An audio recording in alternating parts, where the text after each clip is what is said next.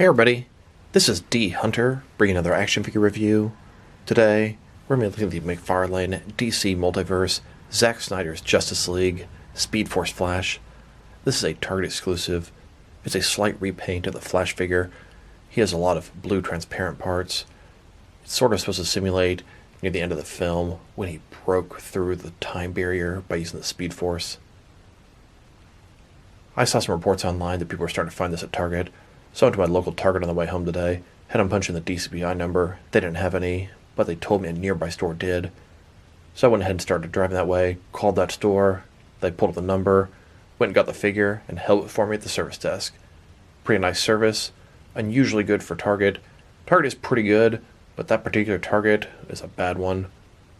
So I finally have the final figure from the Zack Snyder's Justice League McFarlane collection. This guy's played by Ezra Miller. So let's go and check out the packaging. As you can see at the top, 22 moving parts, McFarlane toys, ages 12 plus, DC Multiverse Speed Force Flash from Zack Snyder's Justice League. Here he is in the package. He has 4 Speed Force effects, a collector's card, and a display stand. And he has a lot of transparent or blue painted pieces of the figure. One side of the pack, Speed Force Flash from Justice League. Other side simply says Speed Force Flash at the bottom.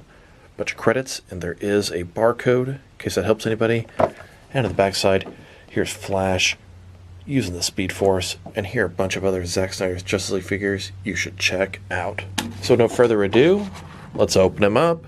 Alright, now that we got this figure out of the package, here he is with all his accessories laid out. He does come with a display stand, a collector's card, and then 4 Speed Force effects. Before we look at the accessories, let's talk about and check out the actual figure. So this is the Flash, played by Ezra Miller from Zack Snyder's Justice League. The reason they made this Speed Force variant, I believe originally he was like a New York Comic exclusive, but of course all the cons have been cancelled. He became a Target exclusive. Now in the film, the Justice League pretty much fails at one point, and the Flash breaks the Speed Force. He ends up going back in time and able to sort of correct events and to save the world. That's pretty much what this version represents. So let's take a look. From the front, he looks pretty normal, pretty much just like the other version. Face, you can definitely see some of the features of Ezra Miller pretty strongly. That combined with the mask, the likeness looks pretty good. His suit, only sort of issue, these wires all around it, they could be painted a different color. Sculpting is very nice, different texturing on the different parts. I can see his leg is just a little bit warped from the package there. Looks really nice. Now, where this figure is different, he has some Speed Force paint job and effects going on, some translucent effects. You can see his fingers here, translucent, pretty cool. On the back side, it's like he's in the middle of the Speed Force, sort of in and out of the regular time. Transparent plastic here, blue underneath. The effects look pretty nice. I mean, as far as variants go, it makes sense, but it's kind of pointless unless you're like me and you get everything. And just a closer look at his face or head sculpt, I think they definitely got some of the Ezra Miller features right with this guy.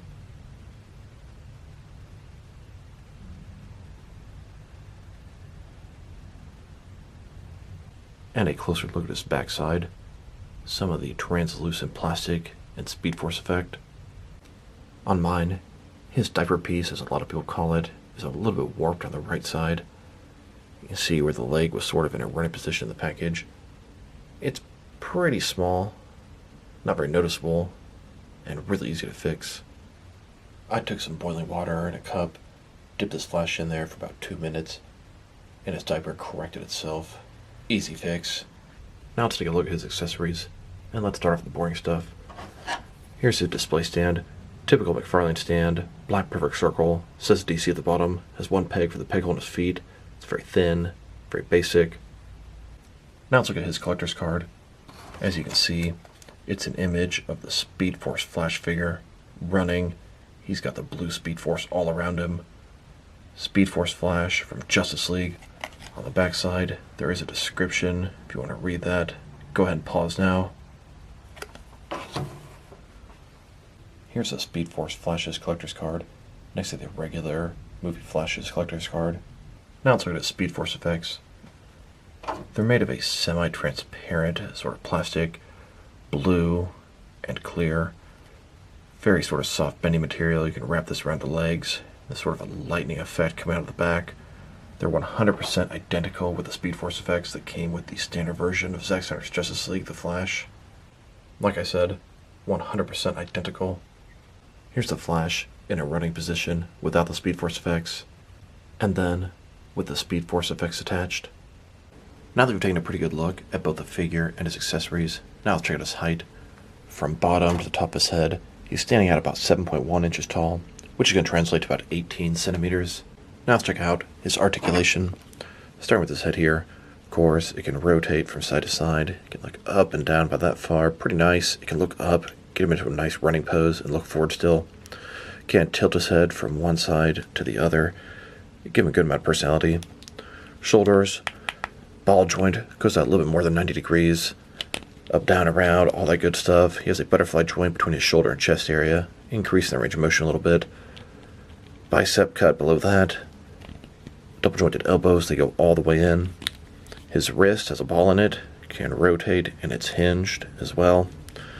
Ball joint his torso, rotate around, forward and back. Another ball joint his waist, rotate around, forward and back, giving him a very wide range of motion.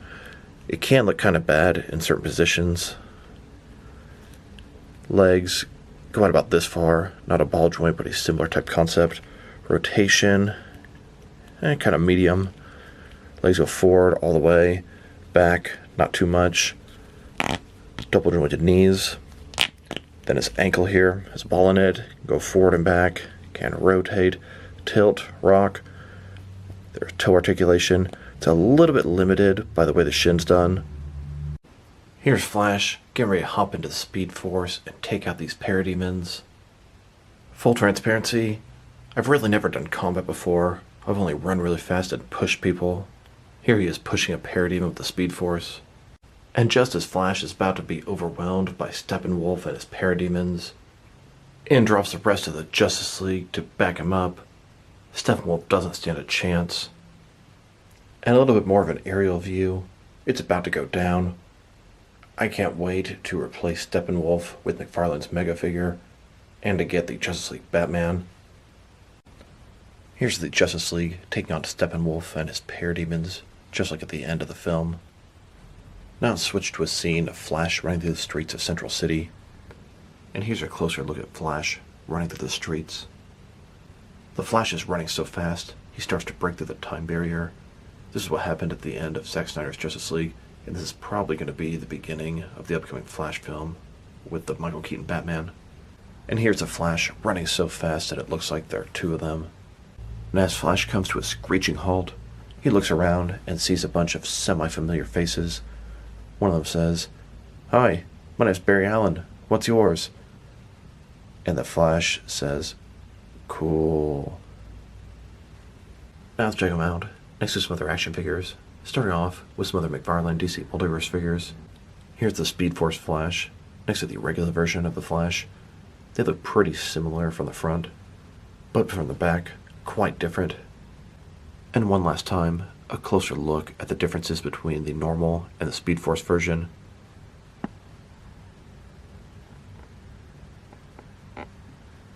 Here's the Speed Force Flash, next to the Rebirth comic Flash.